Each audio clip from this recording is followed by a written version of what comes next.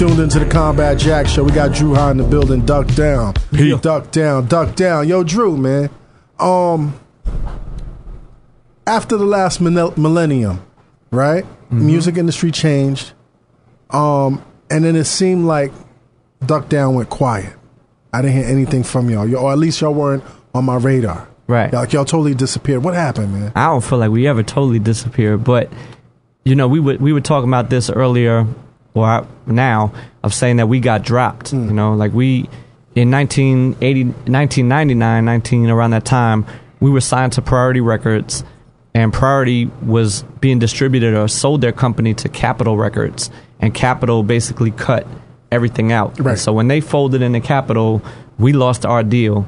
And that just was like a cold reality that we really weren't an independent label because we relied on their office space, on their overhead on their budgets, like, and everything. Everything. Like everything to sign an artist, we needed their money. Mm-hmm. To manufacture, we needed their dollars.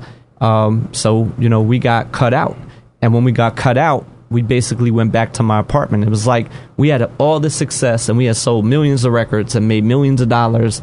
And just like that, and for somebody else. Bam, you were somebody else. Back in your mom's basement. Not my mom's, but my apartment. The figurative yes. Mom's basement. Back in your apartment. Back in your studio apartment. Trying to regroup. You know. Studio.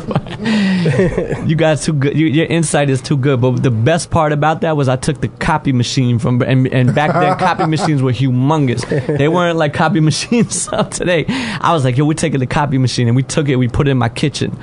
And it was like my kitchen table became the copy machine. But I had a copy machine. It made me feel good. I was like, yeah, but I'm still in business. Right. I mean, that's what you got out of the divorce. Yeah. You got the copy machine. Yeah. And we had pretty much the entire roster except for Rock from Helter Skelter, who Priority chose to. They had the ability to pick one of our artists and do a solo deal with them. And that's what they did. And they chose Rock, and Rock went on to, you know, make a few moves with Priority, and we went back to making 12-inch pause records. Now, did that cause a rift with Rock and y'all? It didn't cause a rift on our end, but it was like there definitely was a little animosity of the way, you know, we had points back then, points are like a percentage on every record, and they had to give us money and pay us certain things to make records. That was just our deal that we had negotiated along the way. They didn't want to pay those things out to us, so they would Priority would paint that picture to Rock that like, look, we're ready to move forward, but you got to get Duck Down to relinquish their share in it because they're not doing anything anymore. So they basically divide and conquer between us. There's no question it caused a rift, you know. We were clear, like for me and Buck, it was clear. We were like, look, do your thing, but we're going to always get our override, and we're going to, because we brought this to the light. Right. And he's saying, and in his position, he was like, but they're only offering me so much. You guys don't really deserve anything at this stage. And you guys are stopping me from eating right now. Right. And this deal is not going to get done until this is settled. So that definitely caused tension. Eventually, it got worked out. Everybody was cool. He got his chance. You know, we didn't hold him back from his chance. Right. And we went back to putting 12-inch records out. And then we put out Super Brooklyn from Smith & Wesson. We did Don't Say Shit to Ruck, which we got on Grand Theft Auto with Aguilar. That was hard. Yeah, we just started. That's a great record. And back then, man, you could still sell 20, 30,000 copies of a piece of vinyl. So we still knew that we were doing the right thing. And then we eventually signed Smith & Wesson to Rawkus. And it was like one of the hardest things that me and Buck had to do. It was like taking one of your best pieces on the chessboard and giving it to another entity. So instead of like Duck Down expanding, it was like Duck Down was kind of dividing. Yeah, like being disbanded. It's like like selling your assets. Right, but it's still business. It's but it was still business. You got to keep a business hat on. You can't be too emotional. And me and Buck felt like too, it wasn't fair to Smith & Wesson for them to be held up. Right. But meanwhile, you know, you got them on Rawkus, and 2-3 years go by, and Rawkus never puts the record out. Again, it was like a big A&R album, a lot of different features and producers that made the record. And during those 2-3 years, we keep putting out 12 inches and doing well. Well, we got a deal with Koch, which is today E1, and nobody knew about Koch back then. I remember when I told Buck, I'm like, yo, I took this meeting with Michael Koch, and he was like, Michael Koch, who the fuck? And I'm like, yo, RZA just did a deal up there, KRS just did a deal, and they put out some cartoon. Oh, they put out I forgot what cartoon they had. They had like some humongous cartoon soundtrack. Yeah, you're digging for it. Yeah. I feel like did that come through Adult Cartoon Network, Adult Swim? I don't know. Where's Dart Adams? I don't know. Look it up on. Didn't online. matter. Bottom line was that these dudes had some money and they were spending it, and they were giving out distribution deals. That's it. That's all they were offering. They were like, "Look, we will distribute your record." That's what y'all want. That's what y'all want. But back then, that's what you you didn't say know you about want. it. That's what you say you want.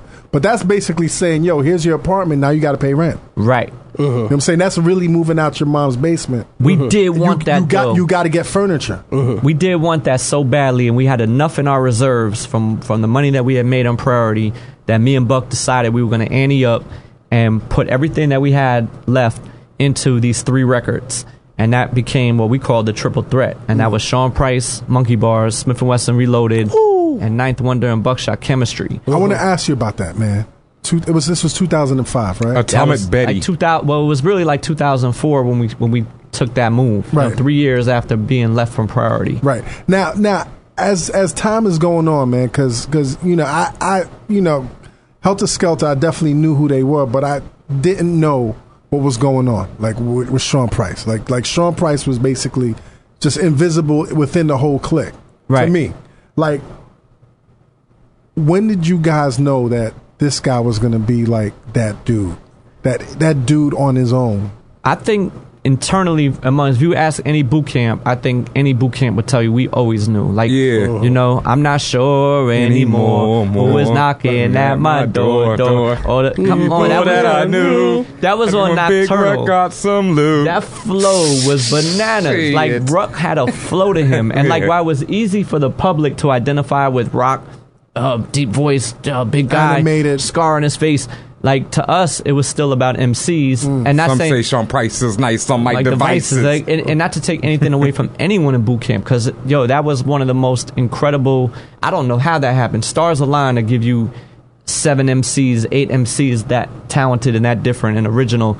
But Sean definitely had his own flow and a unique way about him and an attitude. So we felt good. It was like Priority had the vision on of saying, we want the other guy. Right. And we're like, man, you should have kept Helter Skelter at least. But that's not the direction they wanted to go. So we felt we had something there. And, I think Sean was a little discouraged at first. He was like, man, fuck that. I can make more money doing what I do in the streets. Selling pills and the whole nine. Not to speak for him. He says that in his records. Right. Stop dry snitching. He says that in his fucking records. And I'm going back to selling pills. Yeah. He never told me he sold pills. He says that in his records, Dallas Penn. I'm not snitching. You're dry snitching. You're adding to it. No, he says that in his records. Yeah, so you're co-signing. He says that in Monkey Bars. You're co-snitching. He does. Broke his rapper, all these things. Exactly. And no one else came along to offer us a deal. So it was like one deal there, Smith & Wesson on Ruckus, everything else under the Duck Down umbrella, like, go fend for yourself. And that's what we did. And so we started doing it. And Sean, we linked up with Ninth, which was a blessing in itself. Like, Ninth Wonder invited us to come down to North Carolina, was big fans. We packed up the van. I drove that shit down there. You drove down? I drove down to North Carolina with Buck, Smith & Wesson, and Sean Price. And we made those 3 albums down there with Ninth and Crisis. And we came back, and everybody had different records. But Monkey Bars was just bananas. But I tell you what, everybody had the same graphic artist. The graphic art Marc on Ecko. those 3 records. Marc Ecko. Marc Ecko's from Marc Ecko's camp. No, Marc Ecko himself. I had a lot of relationships. Wait a minute. Marc Ecko drew those himself? Marc Ecko came up. I went to see Marc. I told him what we wanted to do, and Marc was like, "Give me like a week." I came back and he showed me a sketch. It wasn't filled in. It wasn't all detailed. Right. And once I told him I liked the sketch, then he had the Ecko Mind Lab team go back and fill it in. And we went back to the same dude. Wait. Marc Ecko is nice with his hands like that? Hell yeah. Marc is nasty. He did some of the original art on their shirts, right? Like when they first started. All the original shirts you see from all Ecko him. were all Marc. Marc was a graffiti dude. Yeah. He was like he's hard body. Yeah, they used to man, put he's tapes an artist. in their shirts. Marc is a talented motherfucker, man. He's crazy nice with designs and everything. And but what's crazy is that the same dude that did Monkey Bars 2005, in 2012 we went and found him, and he did Mike Tyson. Yo, that artwork is mean, B. Yeah. That artwork is Same dude. ridiculous. Same Same dude. dude. Yeah. But going back to Monkey Bars, dude, like I wasn't expecting it. Like I downloaded it somewhere, and then all of a sudden that shit was in my playlist. Like that record, like in a sense, like you said, you guys didn't go away, but in a sense, to me, as a fan and as a consumer, that was the record that, in a sense, brought Duck Down back. It absolutely did. You know, that whole Triple Threat campaign, because they all went on to, those records went on to sell like 120, 130,000 copies, and now it's independent. Now it's officially independent. We funded it with our last dollars. We went and did whatever we had to do, and if you go back to earlier where we talking about $10 a unit, you know, we were able to bankroll some money to get the label going into a position where we could start signing other things and making investments and getting an office and putting staff back on, and you know, I mean, it was the three of those records, the three of them, and again, you guys had this concerted way of touring together. Where, I mean, honestly, the summer comes around and you can see a Duck Down artist everywhere. See a Duck Down artist at a free, fight cancer concert. You know, see him at Highline Ballroom. See him everywhere. I mean, the power of them was still that they all had what the industry deemed, or even the public had deemed, as classic records. So when you have those under your belt, that makes it a lot easier, too, to get those chances. Like, Black Moon still had Enter the Stage. Smith & Wesson had The Shine, and Helter Skelter had Nocturnal.